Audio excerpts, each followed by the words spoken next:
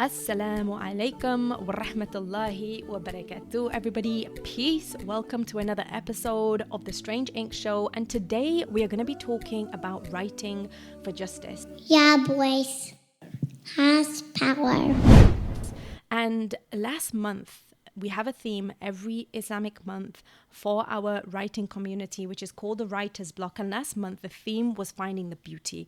There was just this feeling of everyone feeling very low and just feeling it was very difficult to find anything positive in what is happening. And if we need anything to really push us, our greatest motivator is to remind us that there is goodness in the world and in goodness in each other. So the whole prompt about last month in the theme of the month was all about finding the beauty. And the final prompt of the month was finding beauty in resilience. And the reason why I'm mentioning this is because this topic and this episode is going to be all about writing for justice. And writing, and before I jump into what I'm going to be sharing with you in a little excerpt of my answer to that prompt, the writing for justice is one of the most powerful and longest lasting effects that you can have on people, right? So we have trends and you have different sources of information, you have videos and all that good stuff. But one thing which has stood the test of time, not just for a few months, not just for years, not just for 100 years, in fact, for over 1,000 years, is the power of words. And if you're a Muslim and you're listening to this, you know exactly what I'm talking about. I'm talking about the power of the words of our Creator Himself, the Quran, right? And the book, the Quran, is one of the biggest inspirations for why we, Strange Ink, decided to become a non-profit publishing house, because we believe in books. We believe in the power of words, and we believe that books are longer lasting than a few months. And I know that there's this whole thing about trying to sell as many books as possible at the launch and focusing all our attention on it. But our focus is on obviously getting people to read your books, but also these books lasting well after we pass away, inshallah, right? And inshallah that they will last after we pass away, not inshallah that we will pass away, because we will all pass away, right?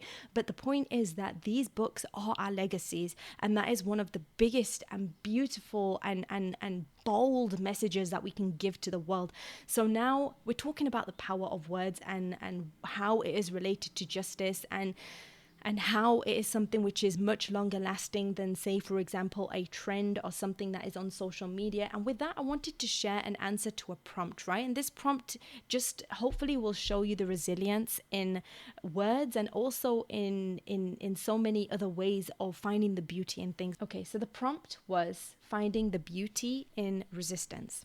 Here it is. My answer was: yesterday, I went to someone's graduation in New York, a CUNY college, and standing on the sidelines was a row of students, mainly white, all shouting "Free Palestine." I went in, and the most of the students wore the kafaya and they held roses. I didn't know what those meant until later. As each speaker from the faculty spoke, there was a growing tension, and every so often someone would shout from the crowd and speak about Gaza.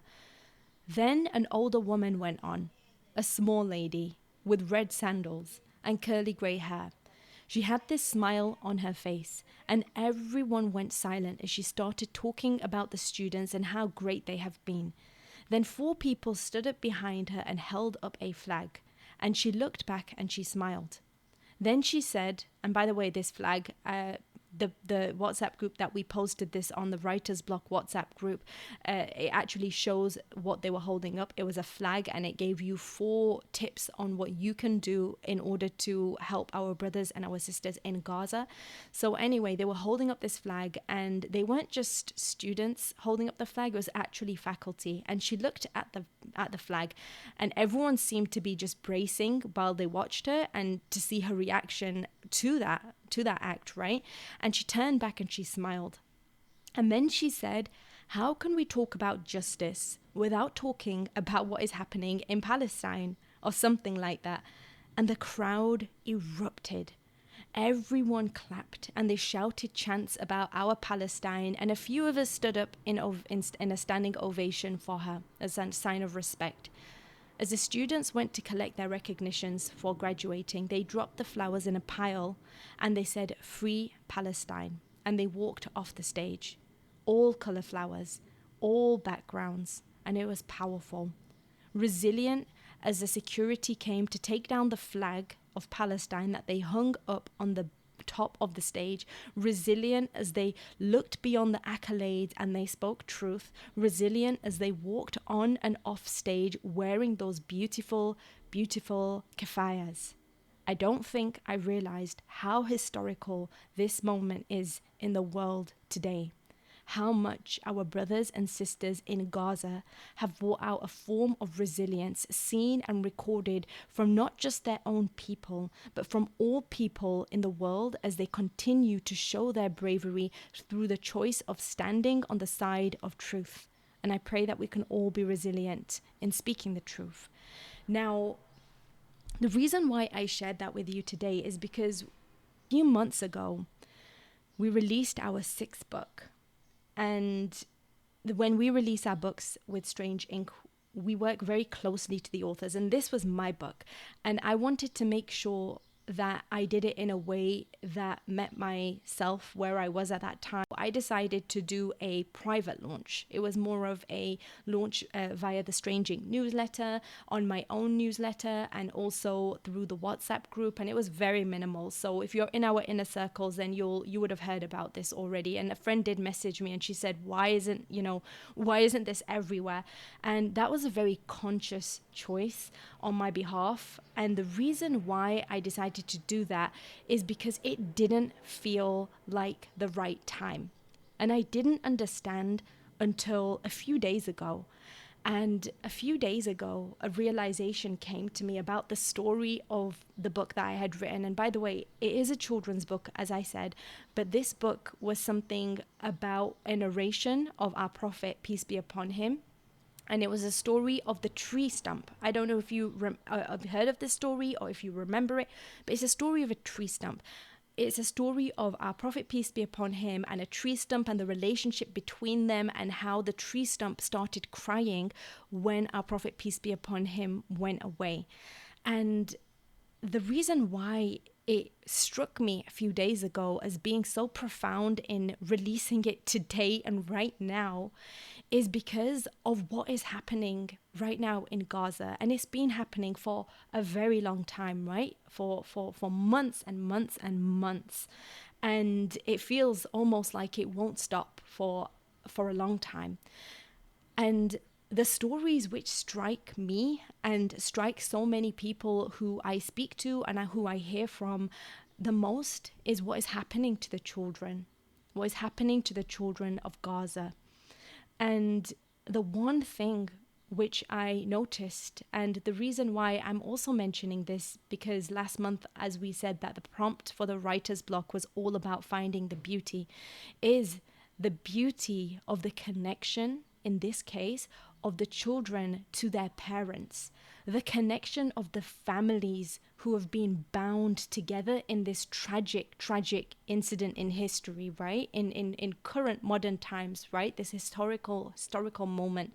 And it is the connection between all of us who are speaking on the side of justice, who are offering a hand of safety to the children in Palestine and to the adults in Palestine, in being able to see that, hey, we support you and we are here and we're going to do everything we can to try and stop what is happening and to try and have a ceasefire and bring justice for you.